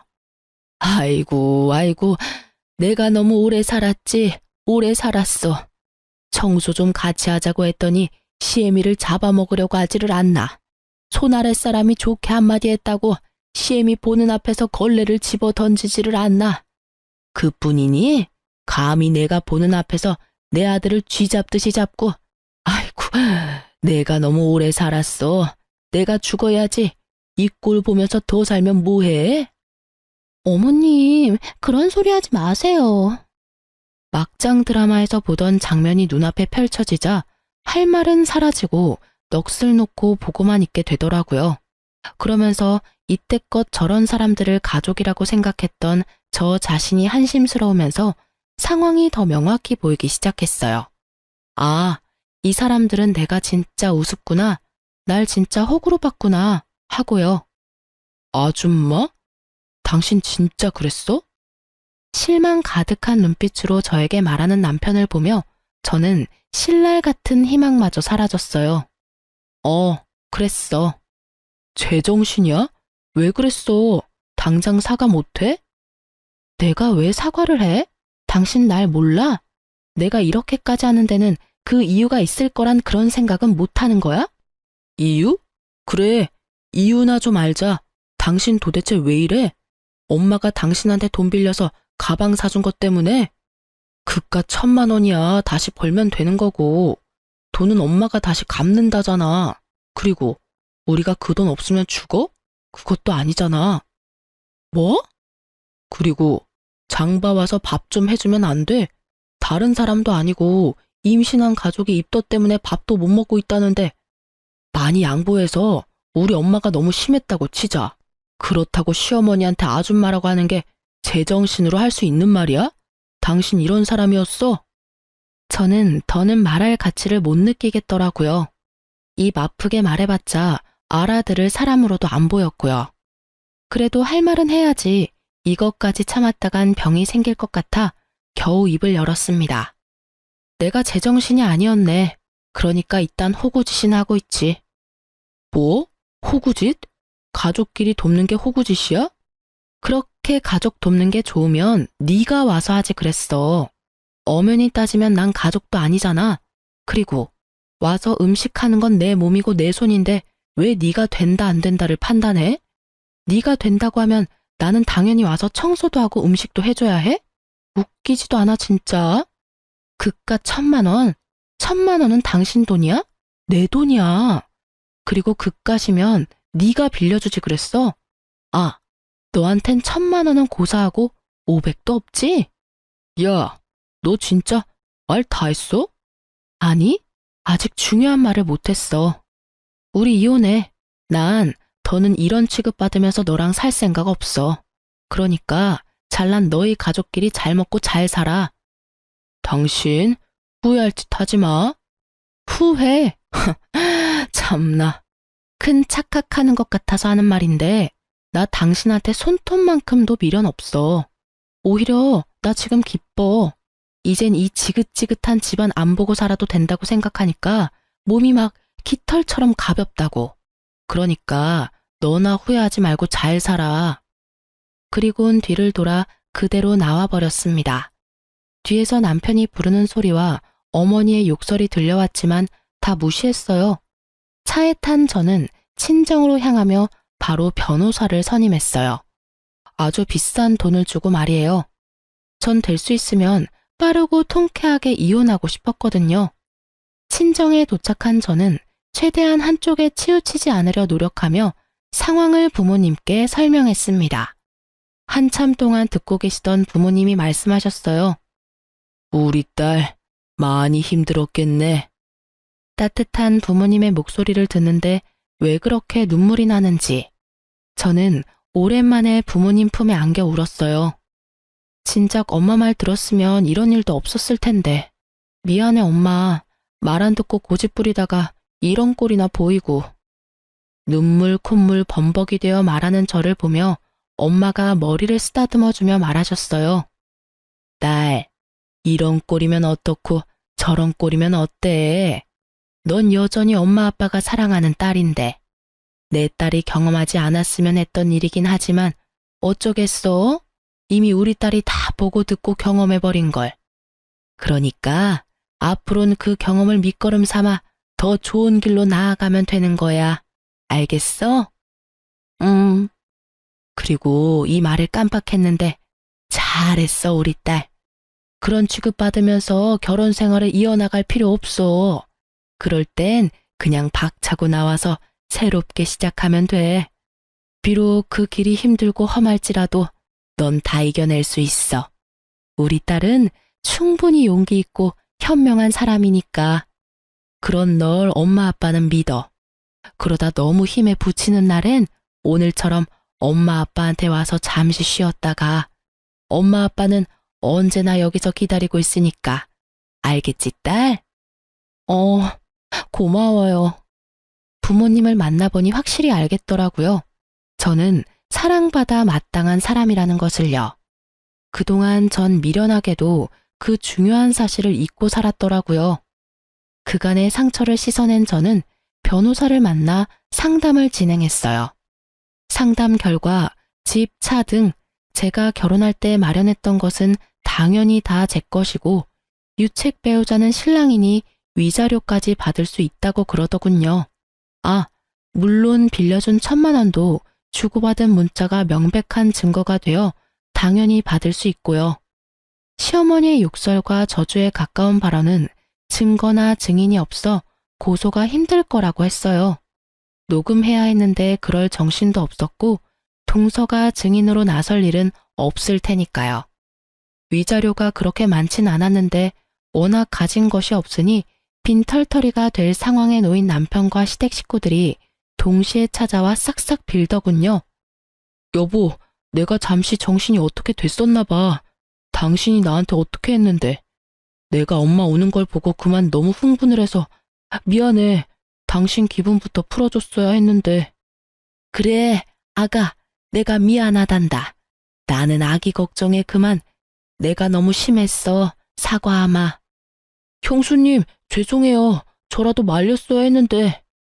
형님, 화 푸세요. 제가 임신 때문에 너무 예민해져 있어서 버릇없게 굴어서 죄송해요. 이미 떠난 마음은 그 어떠한 말로도 돌아오지 않더라고요. 잘못을 비는 모습도 진심으로 느껴지지 않았고요. 그저 어떻게 하면 이 지긋지긋한 상황을 끝낼 수 있을까? 이 생각뿐이었습니다. 그래서 저는 뭐 아니면 도라는 마음으로 아무것도 녹음되지 않은 휴대폰을 들이밀며 말했습니다. 당장 다들 돌아가 주세요. 그렇지 않으면 그날 어머님께서 저한테 욕하시고 심하게 말씀하신 거 이 휴대폰에 낱낱이 녹음되어 있는데 이것까지 변호사님께 제출해서 고소 진행해달라고 할 겁니다. 알겠어요? 그까짓 걸로 고소가 되는 줄 아니? 그리고 내가 욕을 언제 했다고 그래? 고소가 된다고 하더라고요. 저희 변호사님이. 그래서 하는 김에 같이 고소하려다가 그래도 살았던 정이 있어서 고소는 하지 않겠다고 했는데 제가 또 실수한 것 같네요. 어머님이 입에 담지도 못할 욕설과 모진 말들을 잊으신 걸 보니깐요. 원하신다면 한번 들어보실래요? 저도 한번 들려드리고 바로 고소 진행하죠 뭐. 저의 천연덕스러운 연기에 다들 입으로 욕은 하지 못하지만 눈빛으로는 심한 욕들을 하고 돌아가더라고요. 그렇게 저의 이혼은 빠르고 성공적으로 잘 마무리되었어요. 오래 연애를 했던 터라 이혼 후에도 남편의 얘기가 들려오더라고요. 그때 그 집 문이 활짝 열려 있어서 앞집 옆집 사람들이 싸우는 거 다 들었다더라. 너희 시댁, 아니 시댁이었던 집이랑 동서네랑 한 동네였잖아. 그 동네에 그 집 첫째 아들 무정자증이라고 소문이 쫙 돌았대. 거기에다가 그 시어머니였던 사람이 너한테 막말하면서 욕한 것도 소문이 쫙 돌아서 한동안 난리 났었어. 뭐 그런 뻔뻔한 집안이 다 있냐고. 그러니 그 동네에서 계속 살 수 있겠니? 아파트는 헐값에 그냥 처분하고 시댁집도 이사했다고 하더라.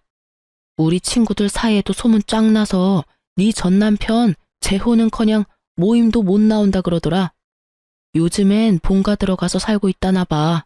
하긴 너한테 위자료 주고 집 얻을 돈이나 있겠어? 그러게 좀 잘하고 살지. 너 같은 복덩이가 어디 있다고. 그러게나 말이다. 너희 부모님은 뭘 하셔? 내 얘기 들으시곤 잘했다고 칭찬까지 해주시더라. 하긴 나 같아도 그렇겠다. 하여튼 잘했어. 다음 주 모임인데 넌 나올 거지? 생각해보고. 전부 네 편이니까 불편하게 생각하지 말고 편하게 와서 밥이나 먹고 가. 알겠지? 알겠어. 고마워. 신경 써줘서. 별 말을 다 한다. 다음 주에 봐.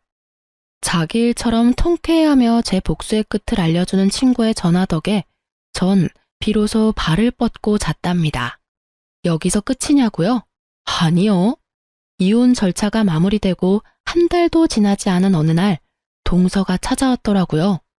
형님, 제발 다시 한번 생각해 주시면 안 될까요? 제가 잘할게요. 동서, 이러지 마. 형님, 제발요. 이러다가 어머님은 물론이고 아주버님까지 모시고 살게 생겼어요. 저 좀 살려주세요. 역시는 역시였습니다. 사람 쉽게 변하는 게 아니더군요. 저한테 미안해서 온 것이 아니라 자신이 가난한 집안을 다 떠맡게 생기니 호구 같은 제가 필요해서 왔던 거더군요. 저는 뱃속의 아기를 생각해 좋게 보내려 했건만 하는 행실을 보아하니 말로는 곱게 보내긴 힘들어 보였어요. 그래서 나보고 다시 그 집구석으로 들어가서 또 그렇게 호구 잡히고 살라는 말이야? 동서, 양심이 있어 없어? 어떻게 나한테 그런 말을 해? 그리고 동서 나한테 어떻게 했는지 잊었어? 나 더는 동서뿐 아니라 그 집안 사람이랑 말도 섞기 싫으니까 당장 돌아가줘. 제가 진짜 잘못했어요. 형님, 이렇게 빌게요. 앞으로 형님 말이라면 뭐든 다 듣고 잘할게요. 결국 동서는 무릎까지 꿇고 빌며 울더라고요. 배는 만삭인데 그런 몸으로 그러고 있으니 난감했습니다. 안쓰럽고 이런 것이 아니라 일으킨다고 잘못 건드렸다간 또 무슨 일이 생기는 거 아닌가 하는 생각에요. 그래서 전 우는 동서를 손끝 하나 대지 않고 경찰에 신고했습니다. 임산부라는 사전 설명도 했고요. 몇 분 뒤 여경분들이 오셔서 동서를 데리고 가더라고요. 그리고 그날 저녁 소식을 들은 남편이 찾아왔더라고요. 야, 너 이렇게 독한 여자였어? 어떻게 임신한 사람을 경찰에 신고할 수가 있어? 이 정도 되는 여자니까 곱게 경찰 불러서 돌려보낸 줄이나 알아. 다른 여자 같았으면 질질 끌어다 내쫓았어. 알아? 너 진짜 독하다. 너 때문에 재수씨는 이혼한다고 짐 싸들고 나가버렸고 우리 엄마는 그 충격에 쓰러지셨어. 어떻게 책임질 거야? 동서가 집을 나갔어? 하긴 그간의 한 짓거리를 보면 그러고도 남겠다. 근데 그게 왜 내 책임이야? 호구짓 하던 든든한 방패막이 사라지니 도망친 동서나 그 충격으로 쓰러진 네 엄마나 전부 자기가 저지른 일, 자기가 벌 받는 거야. 당신 진짜 내가 알던 사람 맞아? 이렇게 피도 눈물도 없는 독한 여자인 줄도 모르고. 당신이야말로 이렇게까지 상황 판단이 안 되는 사람인 줄 내가 미처 몰랐네. 진작 알았으면 이런 꼴까지 볼 필요도 없이 끝냈을 텐데. 이런 꼴? 내가 하고 싶은 말이야. 이런 여잔 거 진작 알았으면 결혼도 안 했어. 아니, 애초에 눈길도 안 줬다고. 내가 당신이 진짜 좋아서 결혼한 줄 알아? 우리 가족한테 잘하는 모습에 그냥 결혼한 거야. 거기에다 합격했다고 버리기엔 당신이 너무 불쌍했거든. 내가 바보였지. 이럴 줄 알았으면 그냥 그때 헤어지고 딴 여자 만나는 건데. 저는 그 순간 남편 뺨을 때려버렸습니다. 웬만해선 손도 대기 싫었지만 도저히 화가 나서 참을 수가 없더라고요. 참 고맙네. 그나마 남아있던 미운 정도 다 털어내게 해줘서. 그리고 방금 한 대 맞은 거 신고하고 싶어도 조금만 참아. 내가 아까 불청객 왔다고 신고해서 경찰들이 곧 올 거거든. 그때 신고하든가 말든가. 나도 할 말 많은데 참고 있으니까 아주 이참에 개싸움 해보자고. 저한테 한 대 맞은 충격 때문인지 할 말이 없어서인지 남편은 아무 말도 행동도 하지 않더라고요. 그때 타이밍 딱 맞춰서 출동하신 경찰분들이 남편을 데리고 가면서 저와 남편과의 인연은 완전 끝이 났어요. 이따금씩 들려오는 소식엔 결국 시동생네는 이혼을 했고 동서는 아기까지 버리다시피 하고 연락을 끊어버렸다고 하더라고요. 시댁 식구들과 남편은 다 저 때문에 일어난 일이라며 사람들에게 제 욕을 그렇게 하고 다닌다는 얘기까지 들려왔어요. 전 얼굴도 들고 다니지 못하게 남편 회사에도 소문을 쫙 내버릴까 하고 잠시 고민했지만 그러진 않았어요. 그렇게까지 해서 똑같은 사람이 되고 싶지 않기도 했지만 그 사람에게서 저를 잃게 만드는 것이 가장 큰 복수라고 생각했거든요. 저는 정말 지긋지긋한 신혼집도 팔고 새 보금자리를 얻었어요. 거기에다 이혼할 때 받은 위자료에 제 돈을 조금 더 보태서 오프라인 매장도 차리고요. 이제 다시 제 삶을 잘 살아보려고요. 비록 돌싱녀지만 제가 능력이 있고 자신감도 있으니까 괜찮은 맞선 자리가 계속 들어오더라고요. 정말 이혼이 흠이 아닌 시대가 오긴 했나 봐요. 당장은 아니지만 빠른 시일 내에 연애도 해볼까 합니다. 오늘이 내 생애 제일 젊은 날이라고 하잖아요. 제일 젊고 예쁜 오늘을 지난 날만 떠올리면서 살 수는 없으니까요. 제 긴 사연을 듣고 계신 분 중에서 미련했던 저같이 살고 계신 분이 있다면 말씀해드리고 싶어요. 이혼이 꼭 정답은 아니지만 그렇다고 흉도 아니에요. 아내란 이유로, 며느리란 이유로 정당하지 않은 대접과 그것을 당연하게 여기는 사람들에게 주눅들지 마세요. 당당해지세요. 누군가에게는 둘도 없는 자식이자 대접받고 사랑받아 마땅한 사람입니다. 그럼 지금까지 제 긴 사연 들어주셔서 감사합니다. 좋은 하루 되세요.